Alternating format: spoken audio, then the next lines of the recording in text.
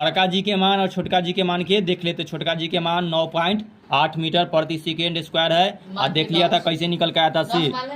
हाँ, जी का मान और बड़ा जी का मान और छोटा जी का मान में हम लोग अंतर के देख लिए थे कि ताप और समय पर निर्भर करता है, लेकिन ब्रह्मांड, लेकिन उसी दूसरी ओर जो छोटा जी है सो पृथ्वी, चंद्रमा, सूर्य, मंगल इत्यादि के लिए भिन्न भिन्न होता है। पृथ्वी पर जी का मान भिन्न भिन्न स्थान पर भिन्न भिन्न रहेगा। अब गुरुत्वीय त्वरण जी के मान में परिवर्तन कौन जगह पर कितना मान होगा जी के, कैसे परिवर्तन होगा से ध्यान से सुनो।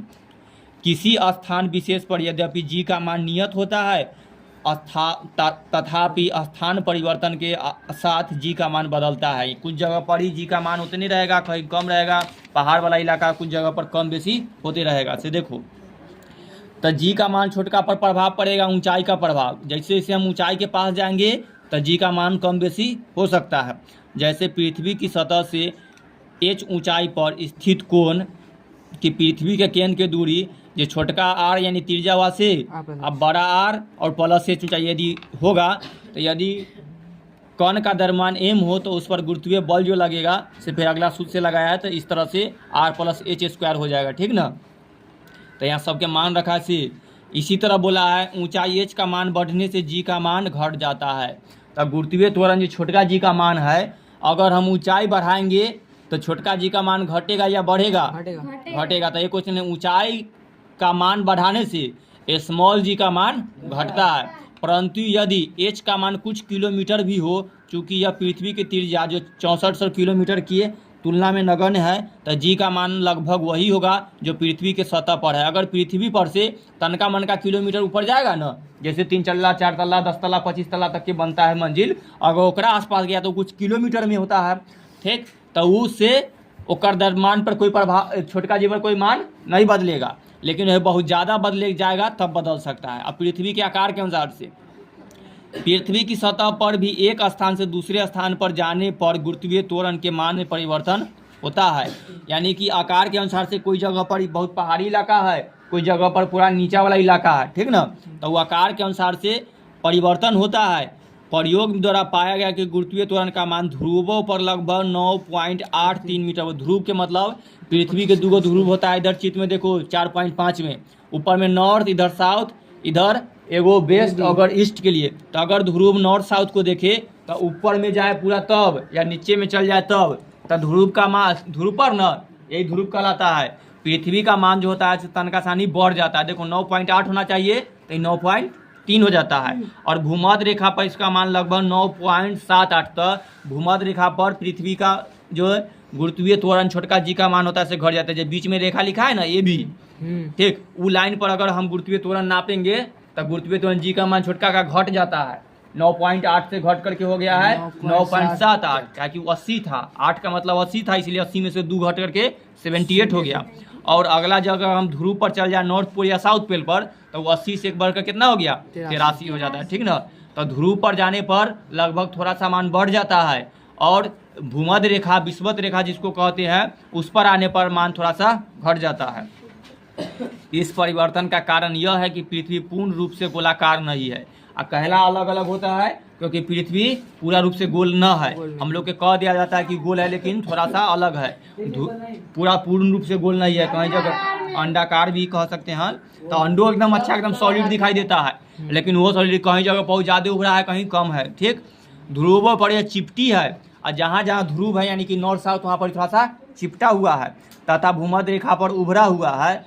और पृथ्वी के ध्रुवीय त्रिज्या पर अगर इसी तरह देखा जाए, इक्वेशन बनाया गया है, तो लगभग 21 किलोमीटर अधिक होता है, जो फिर समीकरण से निकाल करके दिया गया। तो इस तरह से अगर देखा जाए तो जी का मान ध्रुवों पर अधिकतम होता है और भूमध्य रेखा पर न्यूनतम होता है। भूमध्य रेखा पर जी का मान घट जाता है, तो ये बोला है कि भूमध्य रेखा पर न्यूनतम होता है, और ध्रुव पर जी का मान बढ़ जाता है तो जी का मान ध्रुवों पर अधिकतम होता है तथा भूमध्य रेखा पर न्यूनतम होता है।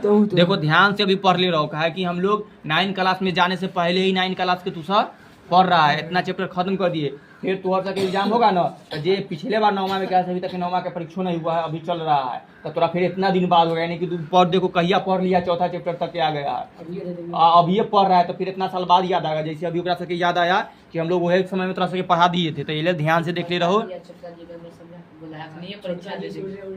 नहीं थोड़ा सा हुआ परीक्षा जा लेते हैं हम सब बार बार बोर्ड के एग्जाम जा देना है। चलो अगला सुनो। हाँ क्वेश्चन आएगा, हुआ थोड़ा बहुत अच्छा से कॉपी मिलेगा, क्वेश्चन मिलेगा, हाँ मार्कशीट और सब मिलेगा। हाँ चीट तो तू अपना कॉपी ले जाकर छाप सकता है, पूरा किताब से छाप सकता है, पढ़ ले रहेगा ना तो क्वेश्चन आएगा, किताब देख कर कोई मास्टर खोजे वाला ना रहता। चलो खाली 10वां में एक आधा फेल करवा देता है, पास कुछ। अगला देखो, पृथ्वी के गुरुत्व बल के अधीन मुक्त रूप से गिरती हुई वस्तु गुरुत्वीय त्वरण अनुभव करती है। अब ये कितना 8वां की परीक्षा दे रहा है, देखो परीक्षा कितना गधा होगा जगह कुछ नहीं आता होगा वो पास हो जाएगा। है कि कई गो होगा पूछो ना, तब कितना ऐसा लड़की है तो शुद्ध से हिंदी लिखे नहीं आता है, बहुत है, और सब पास हो जाएगी। देवरा के इंग्लिश नहीं आता है। चलो अब उसी तरह वो 9वां पास हो जाएगा, और 10वां में अच्छा से चोरी कर लिया ना तो 10वां पास हो जाता है। तो यहाँ पर बिहार में 12वां पास हो जाता है, 10वां पास हो जाता है। 10वां में चोरी और कर लिया, कर में बन गया, बगल वाला में से देखे नहीं और लिख दिया कुछ तो खाली पास हो जाता है 2nd डिवीजन चाहे 3rd डिवीजन, बात खत्म। फिर इंटरों में नाम लिखा जाता है, ना तो चल जाता है लोहा फैक्ट्री में।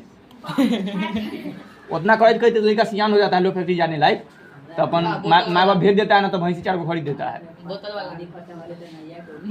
चलो अब हम लोग पढ़ ले आगे। सौरभ देखो तो ध्यान से सुनो छोटका जी के बारे में और बात बोला है। पृथ्वी के गुरुत्वीय बल के अधीन मुक्त रूप से गिरती हुई वस्तु गुरुत्वीय त्वरण अनुभव करती है, ठीक ना। अमन तुम नहीं समझाओ।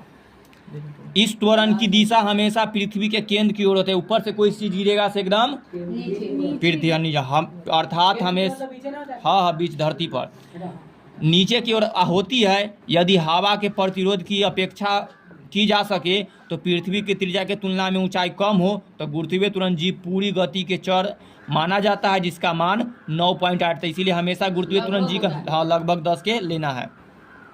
नीचे की ओर गति में जी का मान दिशा के होने के कारण गति तेज होती जाती है, जबकि ऊपर की ओर गति में जी विपरीत दिशा में होने पर कारण गति धीमी होती जाती है। अतः ध्यान से सुनो, ऊपर फेंकी हुई वस्तु एक निश्चित ऊंचाई तक जाती है। कोई भी चीज़ हम ऊपर बिकते तो जितना दम लगा कर बेचेंगे फेंकेंगे उतने ऊपर जाएगा, उससे ज़्यादा नहीं जाता है, और क्षण भर के लिए रुकती है और फिर अंत में त्वरित होकर, हम लोग त्वरित बड़ा पढ़ते थे में ये उदाहरण देखे थे, साथ नीचे की ओर आकर के गिरती है। पहुंचाई गई महत्तम ऊंचाई वस्तु पर फेंकने की चाल पर निर्भर करती है, यानी कि कितना स्पीड से फेंका गया है उसके चाल पर निर्भर करती है। यह चाल जितनी अधिक महत्तम ऊंचाई उतनी ही अधिक होगी। इस प्रकार गति मुक्त पतन यानी कि फ्री फॉल कही जाती है, एकदम फ्री होकर गिरता है, कोई का रोके वाला नहीं है। हाँ फ्री फायर लिखल है, फ्री फायर में वैसी रहता है, नंगा है जरा मन तक पीटे चल जाओ तो वैसी है, एकरो में होता है। चलो अगला देखो, इस मुक्त पतन में पद में ऊपर उठना और नीचे गिरना दोनों शामिल होता है। कि धनु नोचनी पकड़ ले है कि एकदम बुरा। ध्यान से सुनो, यहाँ ध्यान देखो, भर दिन माटी में तो लुटाई मैच उची बॉल फेंकने में कुछ कुछ करे थे, आ वैसे ही चल जाता है, वो है ना वही कर रहा है, वैसे ही चल रहा है। तब अभी आराम में बैठा है तो देख खुजलेबे करेगा, फ्रेश सुरेश होकर के आओ पड़े, हवा में बैठेगा तो दोनों भाई वैसे ही रहता है। वीर चिकन होगा आया। चलो अगला पढ़ो। चारों आँख झपाए। अगला देखो, दूरी एस में बदली हुई ऊंचाई और त्वरण। देख लो अगला क्वेश्चन अगर हम लोग को बनाना है ठीक तो इससे निकालेंगे। ध्यान से हर एक के बाद टॉपिक स्टार्ट हो जाता है। ए के बदले गुरुत्वीय त्वरण जी लिखने पर हमें गुरुत्व के अधीन गुरुत्वाधार नीचे की ओर गति के लिए निम्नलिखित सारणी मिलती है। ठीक, अगर v बराबर निकालना है तो u प्लस सबसे देखो नीचे की उसे छोड़ो, अंतिम वाला सूत्र है ना v स्क्वायर बराबर u स्क्वायर प्लस 2g। आगे वो क्वेश्चन है जेकरा में सूत्र लगाना पड़ता है जी। अच्छा, v स्क्वायर बराबर u स्क्वायर प्लस 2gh। यहाँ पर g के मान रख देना है, ऊंचाई के मान रख देना है, और v के जगह एक गैप रहेगा ना तो u के जगह गैप रहेगा। त्वरण देले रहेगा न था वेग देले रहेगा, देगा। ठीक ना। भी का मतलब वेग है इस तरह से। तो यहाँ नीचे की ओर दिशा धनात्मक मानी जाती है, तो इस तरह से रख करके हम लोग क्वेश्चन को हल कर सकते हैं। अगला देखो, ऊर्ध्वाधर ऊपर की ओर गति के लिए समीकरण निम्नलिखित है। अगर ऊपर की तरफ जाना है तो सेम वैसी माइनस, देखो ए में था प्लस, ठीक नीचे ना, की ओर। नीचे की ओर गिरता है तो धनात्मक रहेगा, और ऊपर की ओर जा रहा है तो माइनस में ऋणात्मक। तो देखो यू स्क्वायर ओकरा बाद माइनस है, माइनस जी बस समझ गया इतना। 2z हाँ 2j या सब में प्लस 2j, माइनस कर देंगे। हाँ ऊपर नीचे ध्यान देना है। कहेगा ऊपर ऊपर से नीचे की ओर आ रहा है, धनात्मक ऋणात्मक ऊपर की ओर गति यानी कि ऊपर की ओर जा रहा है ऋणात्मक ऋणात्मक, हाँ ऊपर से नीचे की ओर गिर रहा है। ऋणात्मक। अगर कहेगा कि कोई पत्थर ऊपर से पृथ्वी की ओर गिर रहा है, मतलब नीचे की तरह नीचे है, की तरफ तो धनात्मक। प्लस वाला चीज लगाना है। और कोई कहेगा कि गेंद को नीचे से ऊपर फेंक रहा है, ऋणात्मक। तो गति क्या में होगा ऋणात्मक वाला। चलो क्वेश्चन तक बोला, समीकरण 4.7 तथा 4.8 का उपयोग करते समय निम्नलिखित बातों का ध्यान देखना है। अब भी जो हम लोग माइनस वाला देखे से 4.8 में था, आप प्लस वाला देखे से 4.7 में था, तो दोनों पर नियम कह रहा है कि नियम लगाएंगे, इसका सूत्र लगाएंगे।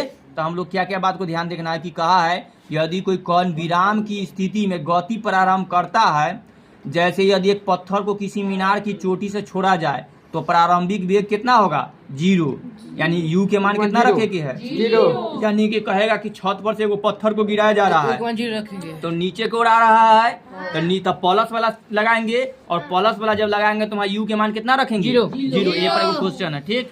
अगला देखो, यदि कोई गतिमान कण विराम में आ जाए और जैसे ऊर्ध्वाधर दिशा में ऊपर की ओर फेंका जाएगा, तब पत्थर का महत्तम ऊंचाई हवा में रुकता है, तो अंतिम वेग कितना हो जाता है 0। अगर कोई हम नीचे से पत्थर को ऊपर की ओर बिगेंगे तो v के मान तब रुकेगा v के मान इस बार 0 होगा, उसमें u के मान 0 था, इस बार v का मान 0 हो जाएगा। कारणों दे दिया है क्या से। अगला सुनो, गुरुत्वीय त्वरण g का मान यदि दिया गया हो तो उसका मान 9.8 मीटर प्रति सेकंड स्क्वायर लेना है। अगर कह देगा कोई क्वेश्चन में कि जी के मान कितना रखना है 9.8, अगर गणना सुविधा के लिए कभी कभी इसका 10, कहा कि 9.8 लेगा तो पॉइंट में हो जाएगा, तो ये ले काट कूट करे में तनी हार्ड हो जाता है, इसलिए सीधा सीधी क्या रख देना है। तो यही बोला है कि गणना सुविधा के लिए कभी कभी इसका मान हमको कितना रखना है 10 भी लिया जाता है।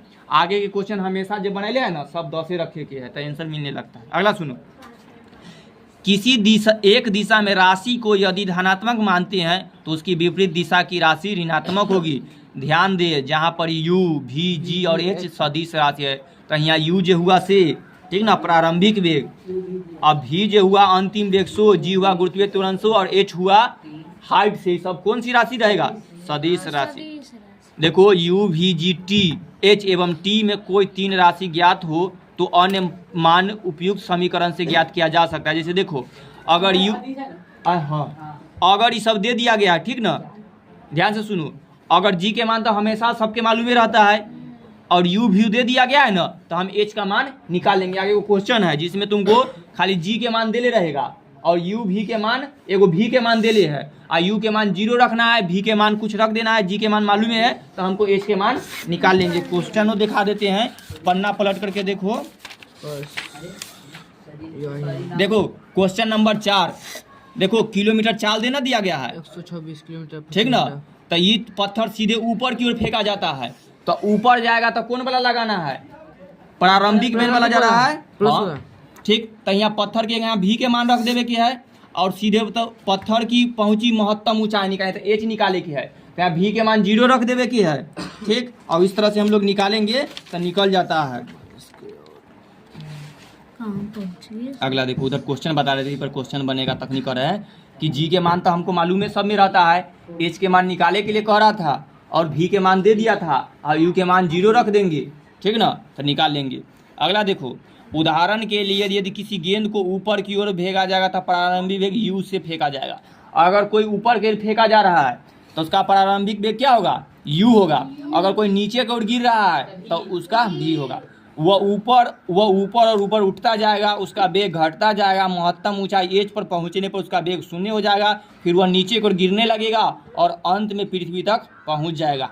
उच्च बिंदु तक पहुंचने में लगा समय, अब देखो कोई पत्थर को फेंकेंगे, एकदम कहाँ पर जाने के बाद वो फिर नीचे आने लगा, तो उसको तक में जाने में क्या समय लगेगा वो हमको गणना करना है। तब देखो, मान लिया कि उच्चतम बिंदु तक पहुंचने में लगा समय t है, ठीक। मान लिया कि कहीं ऊपर में फेंके धनु के, अब कितना देर में पहुंच गया, तो समय निकालते कि 1 घंटा लग गया उसको पहुंचने में। नहीं पहुंचेगा। इस बिंदु पर गेंद का वेग 0 होगा, तो गेंद का वेग कितना रहेगा उस समय, अर्थात v का मान कितना होगा 0। हम लोग पीछे देखे कि जब ऊपर की तरफ जाएगा तो v का मान कितना रखना है 0। और नीचे की ओर आएगा तो u का मान 0 हो जाएगा। यदि ऊपर की ओर दिशा को धनात्मक माना जाए तो प्रारंभिक वेग u धनात्मक होगी, यानी कि गुरुत्वीय त्वरण ऋणात्मक हो जाएगा। इसीलिए जब इसमें सूत्र लगाएगा समीकरण हमको t निकालना है तो v बराबर u a t होता है, तो t निकालना है तो u के मान जितना रहेगा से रख देंगे, और g के मान तो हम लोग को मालूम है 10 रख दो, तो इसको हल कर लेंगे तो हमारा समय निकल के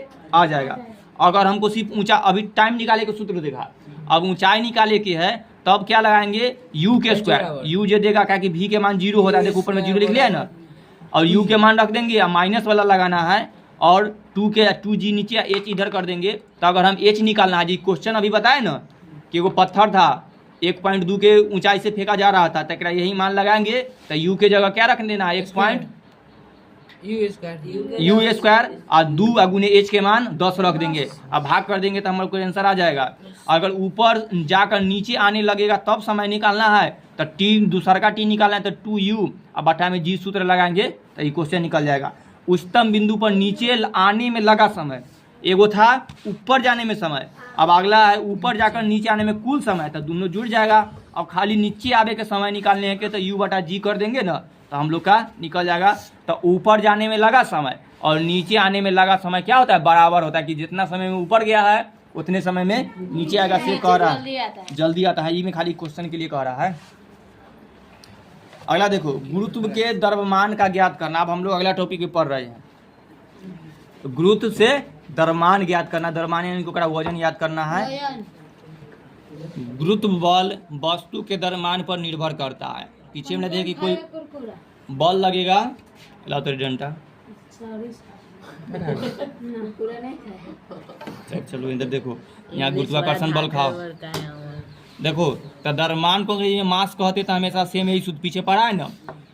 तो गुरुत्व बल के आधार पर द्रव्यमानों की तुलना करने के लिए द्रव्यमान m1 और m2 की 2 वस्तुओं को पृथ्वी के केंद्र से समान दूरी r पर ले रखते हैं, तो पृथ्वी तथा m1 के बीच गुरुत्वीय बल होगा F1g m इंटू है, और छोटका m बटा में r है। उसका अगला क्वेश्चन हम लोग पीछे देखे थे। और पृथ्वी तथा m2 के बीच गुरुत्वीय बल जब निकालना है तो ये सूत्र लगाएंगे। और नीचे दंड माप में दिया गया तुलना वाला कि 2 वस्तुओं के द्रव्यमान की तुलना करने के लिए दंड तुलना का उपयोग किया गया है। जैसे देख लो चित्र में, ठीक ना। यदि दंड तुलना के दोनों पलकों पर एक ऐसी ऐसी वस्तुओं को रखी जाए कि क्षैतिज रहे तो यह कहा जाता है कि दोनों वस्तुएं बराबर गुरुत्व बल लगा रहा है। दोनों का वजन सेम रहेगा ना, एकदम सेम ही ना रहेगा। कोई के वजन ज्यादा कर देंगे तो वो झुक ना जाएगा, यानी कि बलो ज्यादा लगा रहा है, तो गुरुत्वाकर्षण बल ज्यादा लगा रहा है। और बराबर नहीं होगा, तुला दंड क्षैतिज नहीं रहेगा। क्षैतिज के मतलब एकदम सीधा नहीं रहेगा। जब भी क्षैतिज कहेगा तो मतलब सीधा, वो सीधा ऐसे हो सकता है चाहे ऐसे हो सकता है। तो अभी बराबर है तब ना चित्र में पूरा सीधा दे लिया है। केकर बल बढ़ा देंगे तो इन्हें झुक जाएगा, कोई की होगा। तो वही बोला है द्रव्यमान की तुलना कर सकते हैं। यदि 2 द्रव्यमानों में से कोई एक द्रव्यमान कम मानक द्रव्यमान हो तो हमें दूसरे द्रव्यमान का मानक द्रव्यमान पदों में ज्ञात हो जाएगा। किसी वस्तु को तौलने में हम उस वस्तु को बाएं पलड़े पर रखते हैं और दाएं पलड़े पर उतना बाट का मतलब होता है बटखारा, ठीक ना। बटखारा रखते हैं कि तुलना दंड क्षैतिज हो जाए, तब वस्तु का द्रव्यमान बाटों के कुल द्रव्यमान के बराबर हो जाता है। ए पर रखते हैं तो एक साइड इधर हम लोग बटखारा रख देते हैं और ए पर कोई सामान रख देते हैं। बटखारा में 1.5 किलो रख देंगे, इधर 1.5 किलो आम रख देंगे, बराबर हो गया। तो तौल लिए कि 1.5 किलो आम हो गया है। तौलाया भर दिन खेलता है, यहाँ का सोता है, एक सके 2-3 घंटा दे देंगे कहियो। परसुन भैया सुतल था, आई सुत रहा है। देखो सर्विसो सुत रहा है, इन्ने हरी सुन रहा है। तो किताब पर देखे के ना है, तू उतना दूर से नजर भूल रही है। गॉगल में किताब है, वो में ना देखेगी। किताब ऊपर देखे, कहाँ है बता तो जल्दी से। हम लोग यहाँ खत्म कर दिए। ध्यान से देखो, सुने के साथ साथ देखे के भी है। चलो ध्यान से देखो, तो ध्यान से दे कि स्थान के परिवर्तन यद्यपि गुरुत्वीय बल बदल जाता है, किंतु पलड़े की वस्तु और बाटों पर समान गुरुत्वीय बल लगता है, जिसके कारण तुला दंड क्षैतिज रहेगा। इसलिए विभिन्न स्थानों पर दंड तुला द्वारा तौले गए किसी वस्तु का द्रव्यमान समान रहता है। एकदम ध्यान से देखो, जे पढ़ रहे होगा देखो भी, देखल बात और सुनल बात और बोलल बात याद रहता है। थोड़ा थोड़ा जखनी जखनी बोलेंगे तब बोलो भी। गुरुत्व बल और भार, अब क्या पड़ेगा? अब भार के बारे में। तो किसे कहते हैं गुरुत्वीय बल? उसको देखो, किसी वस्तु को पृथ्वी जिस बल से अपने केंद्र की ओर आकर्षित करता है उसी को हम क्या करते हैं? गुरुत्वीय बल, फोर्स ऑफ ग्रेविटी। अगर तोरा ऊपर छत पर रखल है, जितना स्पीड से वो आकर्षण कर नीचे खींच लेता है, पृथ्वी गिरा देता है, उसी को क्या कहेंगे? गुरुत्वीय बल कहेंगे। तो गुरुत्व बल, फोर्स ऑफ ग्रेविटी। तो गुरुत्व बल किसे कहते? देखना लिया कि पृथ्वी जिस बल से, यानी कि पृथ्वी जितना ताकत लगा कर तोरा अपना तरफ खींच कर चिपकैले है, यही बल को क्या कहते हैं? Force of gravity. हम लोग पढ़वो किए थे, एगो और निकाले थे पिछले बार क्वेश्चन कि सर्वेश का वजन इतना रख देते हैं 40 किलो, और तब पीछे ना था 2-3 गो 40 की 35 किलो। चलो मान लो। अगला सुनो इसी पर ध्यान से देखो, बोला है जब हम किसी वस्तु जैसे ईंटा को हथेली पर रखते हैं तो हम भारी लगता है ना, और उस वस्तु को गिरने से रोकने के लिए उस पर पृथ्वी के गुरुत्वीय बल के बराबर परिणाम बल की लगाना पड़ता है। अगर हम लोग ऐसे ध करके लटकल है तो क्या करेंगे? उस पर उतने बल लगाएगा, नीचे खींचे के लिए, तो हम क्या करेंगे? उतने बल हम अपना शरीर से लगाएंगे ताकि वो बराबर रहे, ना तो जैसी तनका ढीला देगा ईंटा धरते नीचे खींच लेगा पृथ्वी। जब वस्तु भी न्यूटन के तृतीय गति के नियम से पृथ्वी पर उतने ही परिणाम का बल नीचे की ओर लगाती है, इसे ही उस वस्तु का भार कहलाता है। तो कोई व्यक्ति में कितना वजन है तो यही से होता है। तो हम लोग भार के बारे में पढ़ रहे हैं ना, तो यही तो भार किसे कहते हैं? जब पृथ्वी तृतीय गति के नियम के अनुसार हथेली पर उतने ही परिणाम का बल नीचे की ओर लगाती है, इसे ही हम वस्तु का भार कहते हैं। तब ना हम कोई उठाते तब ज़्यादा भार लगता है, यानी कि पृथ्वी ज़्यादा वजन खींचता है तो हम कहते बाप रे 2 किलो के है, अब 20 किलो के उठाते तो और पृथ्वी ज़्यादा जोर लगाने लगता है, तो हम कहते कि तो बहुत ज़्यादा का में वजन है, ये हमको खींच रहा है। तो वही हमको इसका भार पता चलता है। तनी झुलपी हटा कर देखिए ना सर। हाँ, अगला देखो, एक छोटे पत्थर से 12 पत्थर अधिक भारी लगता है, अर्थात छोटे पत्थर के भार से बड़े पत्थर का भार अधिक होता है। ऐसा इसलिए होता है कि पृथ्वी छोटे पत्थर की तुलना में बड़े पत्थर पर अधिक गुरुत्व बल लगाता है। जे जितना बड़ा होगा द्रव्यमान ओकरा गुरुत्वाकर्षण बल ज़्यादा लगता है, ठीक ना। ज़्यादा पैसा वाला लोग के, ज़्यादा पैसा वाला आदमी पहुंच जाता है, ओकरा भी जाता है ना। और जो गरीब दुखिया रहता है झोपड़ी में कोई नहीं जाता, कोई देखू नहीं जाता। तो वही है, जेकर वजन ज़्यादा रहेगा पृथ्वी अपना ओरी ज़्यादा खींचेगा। कौवा हक देता है, वह जाके मुड़ के हाँ खिला देता है गरीब को, वायरल हो जाए। बात सही है, तो ऐसी लोग सा करता है। चलो अब नहीं, किसी संतुलित वस्तु का भार परिणाम में पृथ्वी द्वारा उस पर लगाए गए गुरुत्व बल के बराबर होगा, ठीक। अगला देखो, भार को प्राय W से सूचित किया जाता है, ठीक ना। भार को अंग्रेजी में वेट कहा जाता है, तो वेट के लिए W संकेत करेंगे। देखो, यदि वस्तु का द्रव्यमान m है, यानी वस्तु का वजन m है और वस्तु का भार W है, तो क्या निकालेंगे? W बराबर क्या होता है? mg। m का मतलब क्या है? मिलीग्राम। द्रव्यमान कितना होकर हो रहा है, द्रव्यमान बताता है ना। आज का गुरुत्वीय त्वरण छोटका जी 9.8 रखो चाहे 10 रखो, तो इसको हम दोनों का गुना कर देंगे ना। 4.7। अरे वही था गुरुत्वीय त्वरण, इधर ना बता पूरा लिखेगा तो आउटपुट इतना गो हो जाएगा। एक पर तनी को शॉर्ट में यूज करता है। अतः भार बल के मात्रक में अर्थात न्यूटन में मापा जाता है। तब कोई भी चीज़ का हम लोग वजन करते हैं ना, ठीक, तो हमेशा न्यूटन में नापते हैं।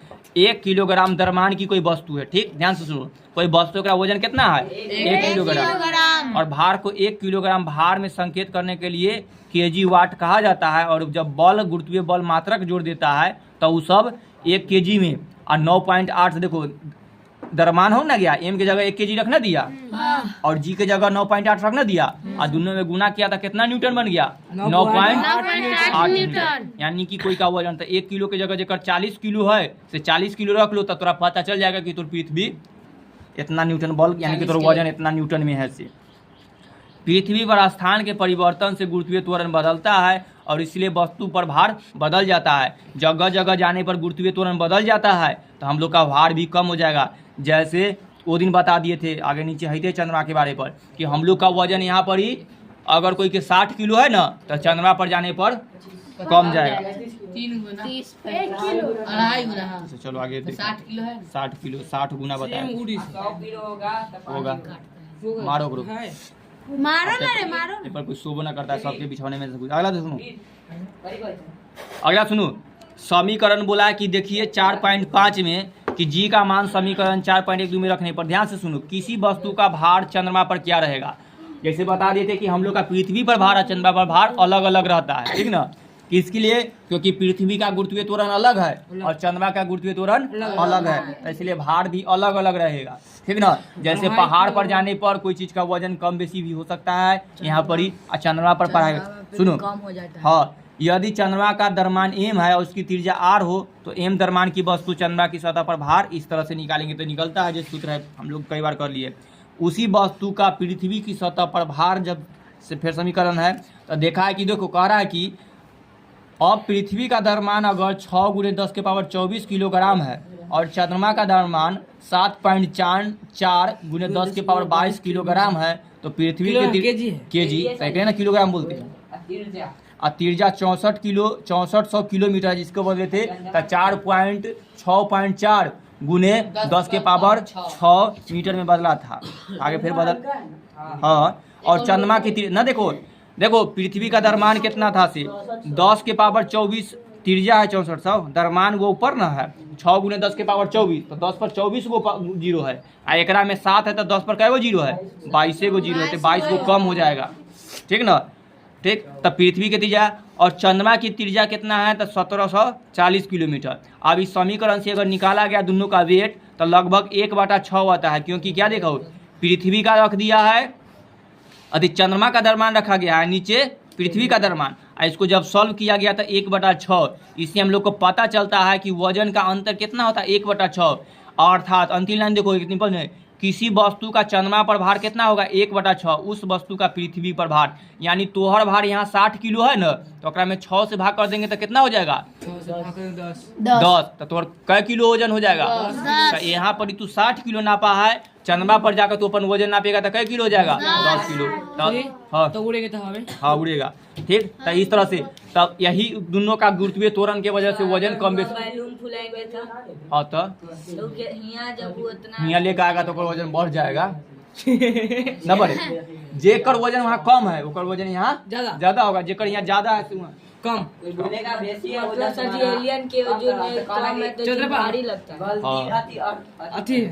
चलो आगे दुनिया में हम लोग फिर पढ़ेंगे, अभी हम लोग इतने पढ़ो, खाली इतना समझ में आ गया। अब एगो अब कि यहाँ पर ही वजन जेकर ज्यादा है वहाँ पर जाकर के घट जाता है, ठीक ना, 6 गुना घट जाता है। अगर 60 किलो है तो ओकरा में 6 से भाग कर दो तो 10 किलो के पास पहुँच रहा। चलो ध्यान से सुनो, क्यों वीडियो क्लिप करते हैं, द्रव्यमान और भार में अंतर देखो, नींद पूरा हुआ जाता है कोना लाकर बैठे यहाँ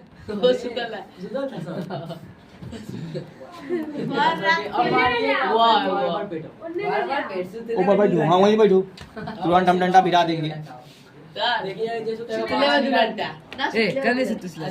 चलो आगे पढ़ो, एक फिर में आई सब भर दिन में सो उगाओ, लंबा दिन होता है, दोपहर में सूत उगाओ, जैसे आदि सूत करके लेट से आया सब करिया होइल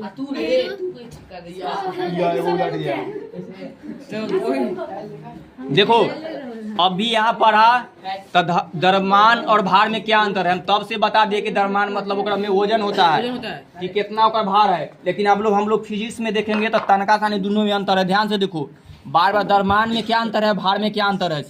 बोलचाल की भाषा में प्राय द्रव्यमान और भार का प्रयोग एक ही अर्थ में होता है, यानी कि कहेंगे कि इसका द्रव्यमान 60 किलो है, चाहे एकरा वजन 60 किलो, चाहे एकरा भार 60 किलो है, लेकिन तनका सानी दोनों में अंतर है। ध्यान से देखो, जबकि यथार्थ इन दोनों में बहुत अंतर है, इसे निम्नलिखित तालिका से समझा जा सकता है। देखो द्रव्यमान का अर्थ क्या होता है, भार का, द्रव्यमान को अंग्रेजी में मास कहा जाता है और भार को अंग्रेजी में वेट।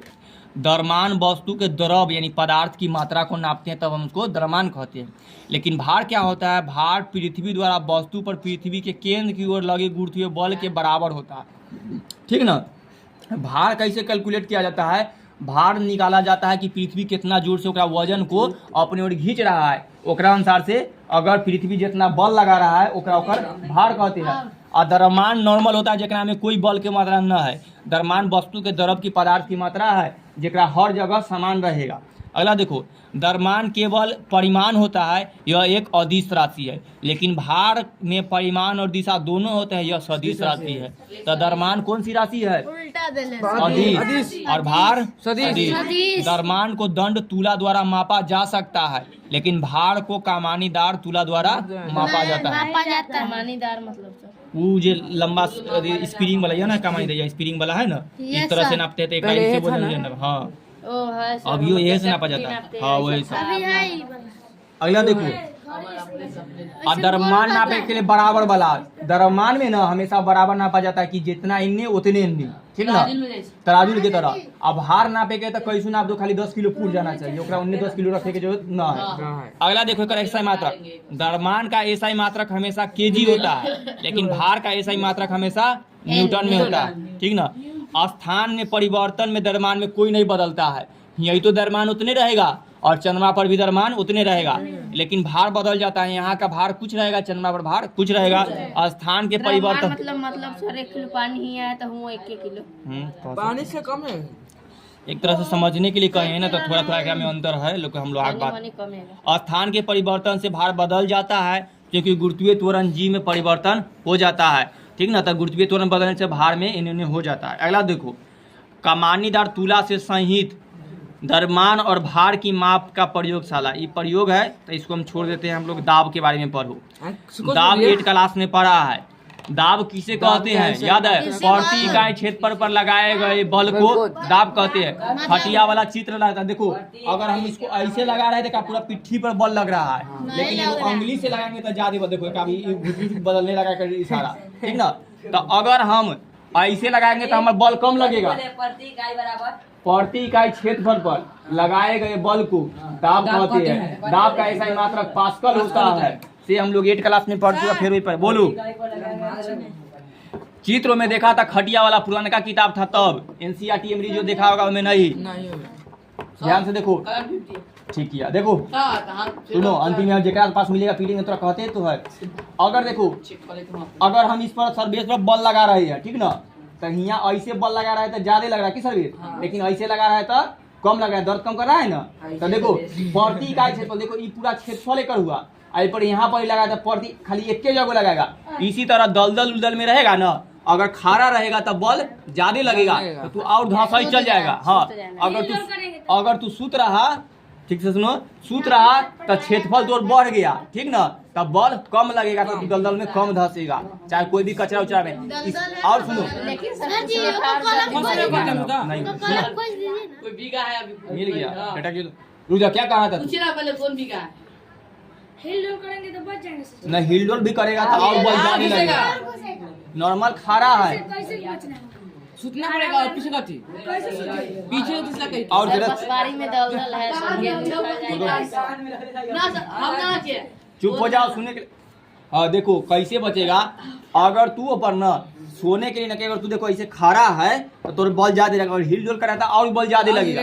अगर ओकरा जगह तू ऐसे हल्का पूरा इतना तुमका तिरछा हो जाओ, ठीक ना, तो बल कम लगेगा। उसी तरह अगर कोई गति की कोई दिक्कत नहीं, पानी में हम लोग कूदते हैं ना तो पूरा सीधा शॉर्ट सीना पानी में चल जाएगा, लेकिन आदमी लेट करके जाता है तो अगर क्षेत्रफल बढ़ गया तो बल कम रहेगा तो ऊपर उपलाने लगता है, ठीक। उसी तरह बाइकों का चक्का देखा होगा, एगो पतला वाला होता है, एगो बहुत चौड़ा वाला होता है, और साइकिल का। और न ध्यान होगा तो धान रोपाते समय में ट्रैक्टर को देखा होगा जोतने वाला के, पूरा जब कदवा करता है तो ध्यान से सुनो, अगर ओकर चक्कर पतला रहता तो कादो में फंस जाएगा, क्या कि दाब ज्यादा लगता, बल ज्यादा लगता, तो तुरंत वही लोग का दोनों साइड नेता था लोहा लगता, क्या चक्का फैल गया, यानी चौड़ा हो गया तो क्षेत्रफल फैल गया, क्षेत्रफल फैल गया तो अब बल कम लगेगा, तो आराम से शायद यहाँ निकल जाता है। ग्रिप के लिए ऐसे क्षेत्रफल फैल, ताकि ओकरा पर बल नीचे कम धसे, ठीक ना। इसी तरह जेकर 4 चक्का के या कोई ऐसा चक्का देखा होगा जेकर ज्यादा चौड़ा रहता है ना, वो नहीं फंसेगा कहीं तो। हाँ, ट्रैक्टर के चक्का बड़का फैला, ठीक, एल कहीं नहीं फंसता है उसका, चाहे बड़का सके देखे।